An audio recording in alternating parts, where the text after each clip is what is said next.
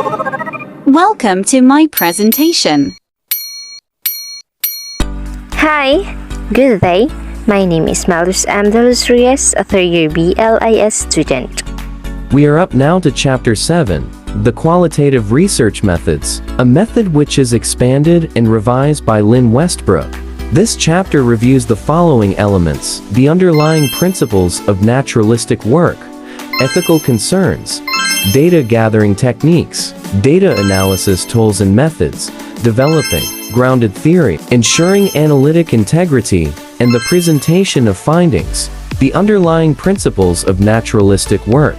In virtually every area of LIS research, from system design to user education, evaluation, the series of factors that finally lead a user to an interaction with some part of an information system is increasingly complex. The values and context inherent in every human activity are posited as necessary to any analysis. The flexibility and sensitivity of the human instrument are critical to understanding this complexity, but rigorous efforts are required to make effective use of those qualities. The critical realism approach provides additional insights, positing that both the physical and conceptual, also known as material and ideational, components of reality are essential to understanding and, eventually, improving the human condition. This critical reality perspective builds from a philosophical foundation in that it requires research to explain the human condition more holistically than can be done by naive realisms. Focus on the material, or also known as positivism. Critical realism asserts that the separation of the physical and conceptual is impossible in human activity, thereby denying the strictly stratified or dual approach to understanding individuals, societies, and interactions between the two. Naturalism as a research paradigm. When defined as a research paradigm, rather than as a research method, naturalism is an approach that posits reality as holistic, based in the perceptions of individuals and communities, and continually changing. Theory formation requires an organic, continuous process designed to understand phenomena rather than to test hypotheses. The research goal centers on understanding, discovering, and explaining rather than on predicting or testing. The basic premises underlying the naturalistic paradigm are under systematic attack in several recent publications by social conservatives. Example: Naturalism in LIS research. The naturalistic paradigm only recently has been accepted in the applied, or professional schools. Nevertheless, resultant theories such as Mellon's library anxiety and major studies have opened the doors for qualitative work in LIS to such an extent that the critical focus is on the quality rather than the method of these studies. As has always been the case with quantitative works. In any research setting, the research problem determines the research approach and the choice of methods. No single approach fits every problem. A reasoned choice must be made. The direct continuity between research question and research design is essential and requires, therefore, clear explanation. In LIS, qualitative research is usually most useful when the information interactions concerns are so new, so complex, or so unexplored that researchers are working to understand the cognitive, affective, and behavioral aspects of the phenomenon. A mixed methods or multi-methods approach, in some cases, provides the necessary array of data. The mixed methods approach posits as a false dichotomy the absolute, forced choice of either qualitative or quantitative methods, sometimes considered the third paradigm. The mixed methods deliberate recognition of a full spectrum of externally and internally realized phenomena speaks to, for example, usability testing in LIS. Researchers face ethical challenges in all stages of the study, from designing to reporting. These include anonymity, confidentiality, informed consent, researchers' potential impact on the participants, and vice versa. Data gathering techniques. There are a variety of methods of data collection in qualitative research, including observations, textual or visual analysis from books or videos and interviews individual or group. However, the most common methods used, particularly in healthcare research, are interviews and focus groups. Sampling. No single formula provides the correct sample size for a qualitative study. The depth, complexity, and richness of the data are critical, but identifying a representative sample is not even a consideration since the purpose of the research is to understand, not to generalize. The two criteria for determining the right number of interview participants are sufficiency and saturation.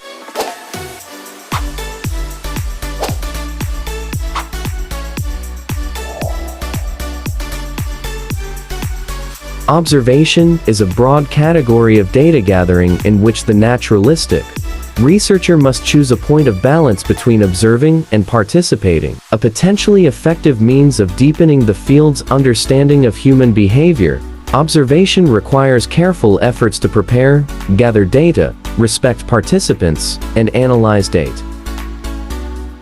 Interviews are a valuable qualitative method for researchers who make effective choices along the continuum between structured and unstructured interviews.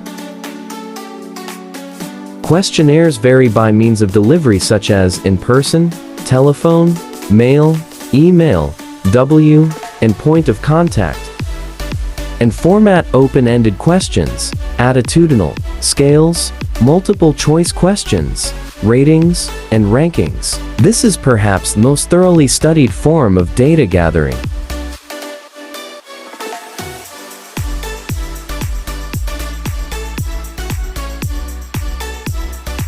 Discourse analysis can be linguistically or culturally based. The purpose of linguistic-based discourse analysis is to gauge the efficacy of linguistic exchanges aimed at accomplishing particular objectives.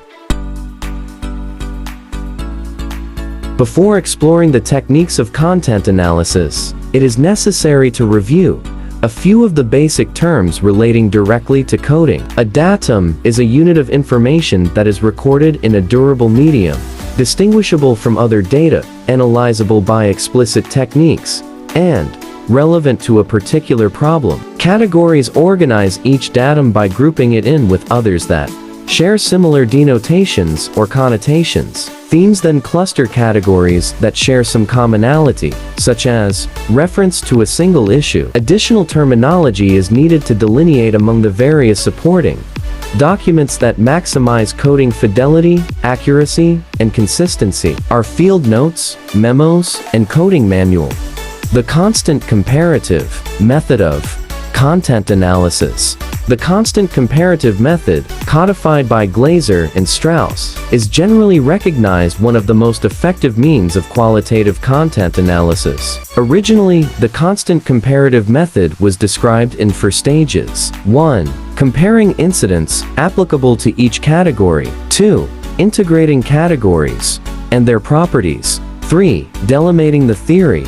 And 4. Writing the theory. Coding data. Coding lies at the heart of the constant comparative method. In that units of data are compared to each other in terms of their fit into the developer coding scheme. Coding techniques. During open coding, the researcher should look for terms used by the participants, using those terms as major coding terms. Ensuring coding integrity. During coding, 3 techniques help ensure the integrity of the work. First, the acceptable reliability level must be established prior to test coding and met regularly before final coding. Second, face validity is necessary but far from sufficient. And finally, in some situations, other can be used to confirm inferences from data, codes, and categories. Developing grounded theory. The grounded theory approach stands out as central to the naturalistic paradigm because it develops models, hypotheses, and theory directly and primarily from the data without reference to pre-existing concepts or theory. Originated by Glaser and Strauss in 1967, grounded theory is both a method of developing theory and a category of theory, namely that which develops from this method.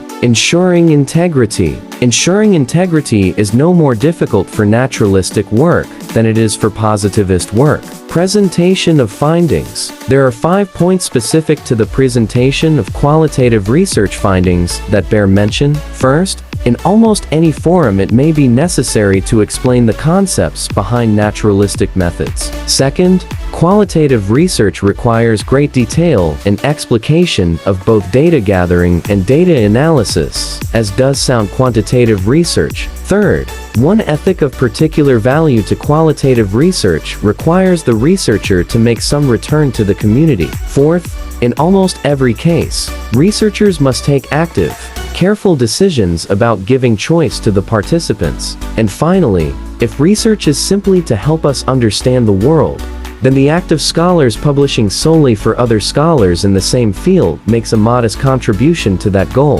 This is where our lesson ends. Thank you for watching. See you on the next chapter. Bye.